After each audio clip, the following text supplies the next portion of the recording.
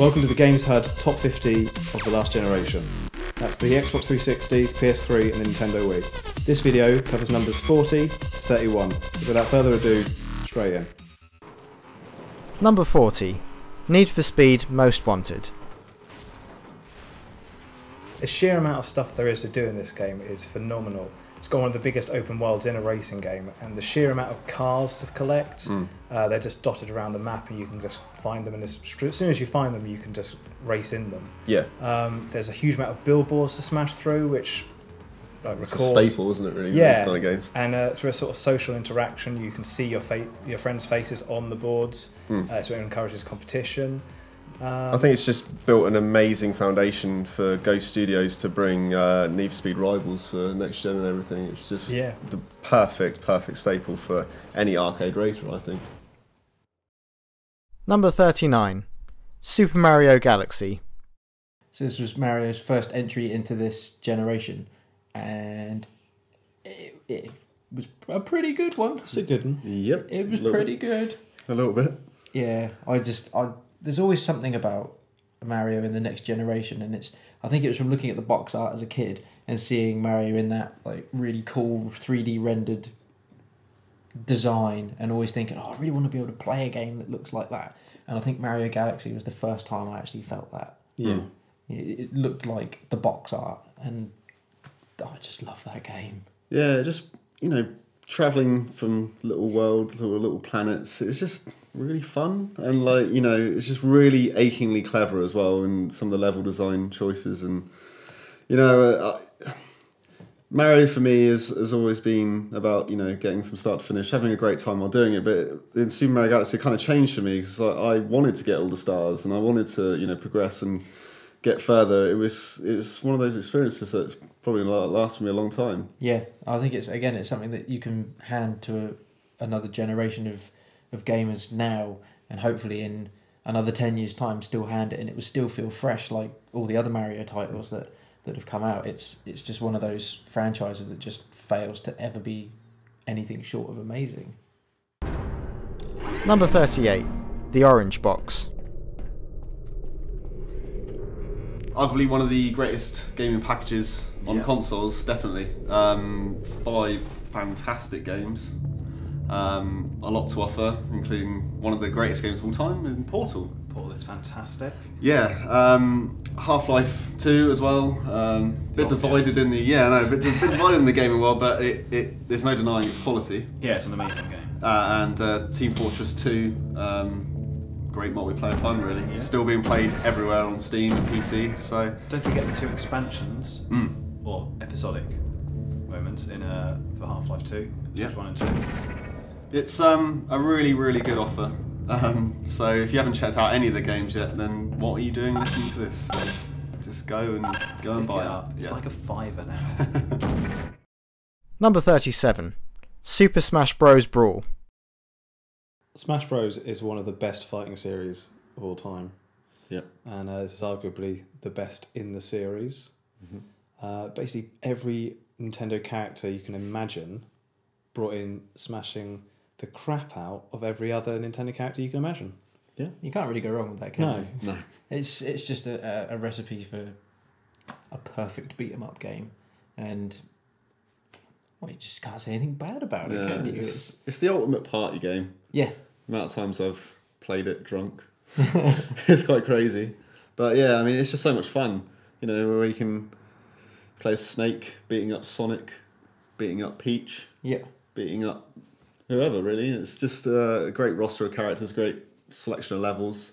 You don't need to have that massive, crazy combo input to get really good moves out of it as well. That you can, give the controller to 5-6-year-old, and they can have really good fun with the game as well. And I think that's another really good selling point for the game. The fact that you don't have to learn this insane, crazy combo to perform a good move, and it's instantly accessible. And yeah, like Matt says, it just becomes like the ultimate party game. Who doesn't love Smash Bros? Number 36. Alan Wake. Alan Wake is one of the best horror games of the generation, combining brilliant episodic storytelling along the likes of The X-Files and Stephen King with Resident Evil style gameplay involving inventive light mechanics and a very creepy, idyllic American town. Yeah, absolutely. It also references amazing Twin Peaks sections. I particularly love all the references to coffee. Yeah. And it also has some of the most inventive ways of engaging with enemies, actually. Yeah. I think with the torches and how you have to drain their life, drain the darkness out of them. I mean, it does add another dimension to the battle and really does add another dimension to the gameplay, really. Yeah, it really wraps up the tension. Yeah. Because whereas some games you just, headshot, you're done. No matter how many bullets you fire into someone, it won't make a difference unless you've taken away that darkness. Yeah.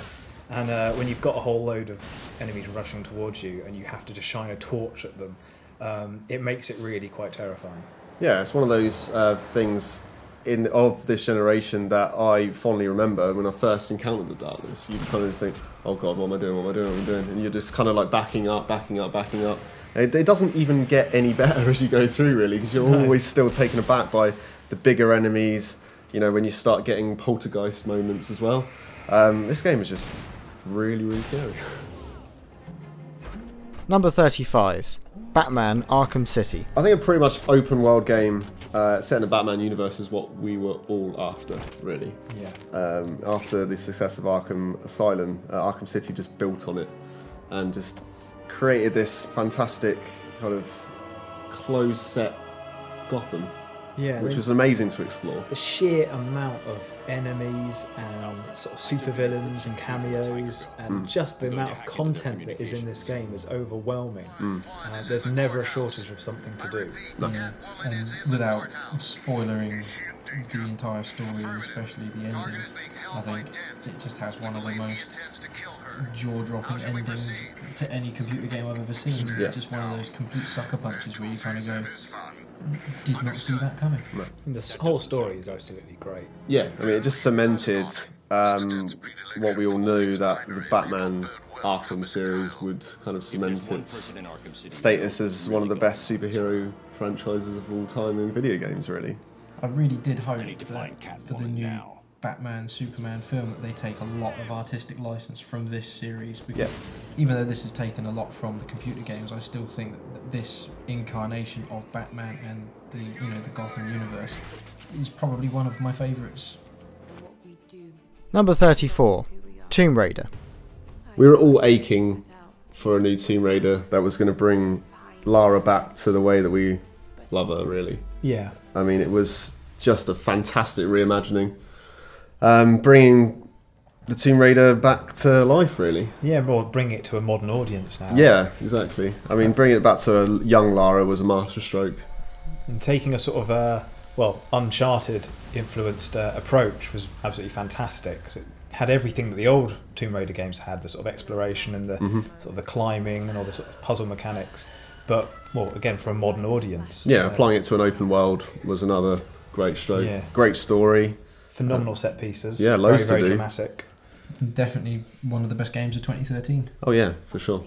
Absolutely. There was just so much going on in this game that I think people had been desperate that Tomb Raider Underworld would have done. You came out of Tomb Raider Underworld feeling pretty good, but still like, I want Tomb Raider. I want a new Tomb Raider back. And then Square Enix managed to just completely give everybody what they wanted. Number 33. Ni no Kuni, Wrath of the White Witch. Another one of the best looking games of this generation by a country mile. Studio Ghibli. It was only a matter of time, really, before a game was made with their art style, and I'm so glad it was. Ni no Kuni is one of the most charming games of this generation, certainly, but almost ever as well. I mean, RPG-wise, it just brought everything you love about Final Fantasy, JRPGs to the Western world, and it's just an enjoyable game from start to finish. Olly and Mr. Drippy are one of the best partnerships in gaming. Number 32. Fez. Again, one of the most charming games of the generation, and a surprise for me, really. This indie game is just brilliant to play. I mean, to get through it, you probably do need a maths degree, but it didn't sour my experience of this game whatsoever. just bringing it back to basics with the controls, just using the triggers to twist the world, to just to guessing the puzzles to get through. There was just so much of this game that's just so charming. The lead character, the art style. It just makes me really sad that Phil Fish has said that he's not making Fez 2. It is one of the best indie games out there. Definitely for the budget titles. I mean, it's just fantastic. I can't say a lot more about this game.